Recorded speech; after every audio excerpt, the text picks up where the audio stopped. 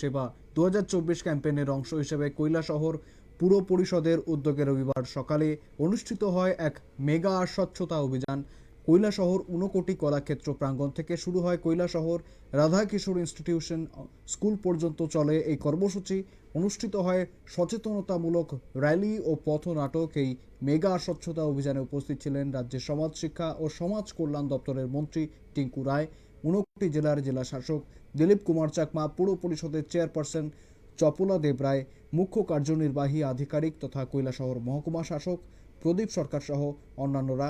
ঠিক কি জানিয়েছেন মন্ত্রী টিঙ্কু রায়, শুনবো একবার। আজ স্বচ্ছতাই সেবা এই কার্যক্রমের অঙ্গ হিসাবে কৈলাসহর মিউনিসিপ্যালিটিতেও আমরা আজকে স্বচ্ছতার এই অভিযান করলাম।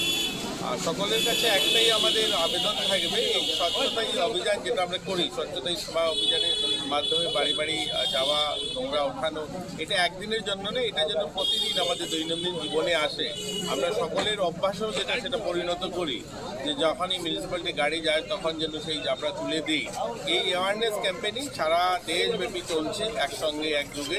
যে সকলের কাছে একটাই আবেদন রাখছি আমরা, যে প্রতিদিন যেন তার ঘরের দৈনন্দিন যে জাবড়াগুলো উঠে বা এই দোকানদার তাদের সামনে চায়ের কাপ বা অন্যান্য যে সমস্ত খাদ্য সামগ্রী ফেলে দেওয়া হয় সেগুলো যেন ডাস্টবিনে রাখে।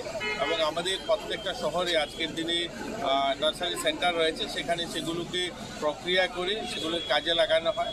এর জন্য রাস্তায় না ফেলে ডাস্টবিনে যেন ফেলে, এই অ্যাওয়ারনেস নিয়েই আজকের এই কার্যক্রম। একেবারে শুনলেন, ঠিক কি জানাচ্ছেন মন্ত্রী টিঙ্কু রায়।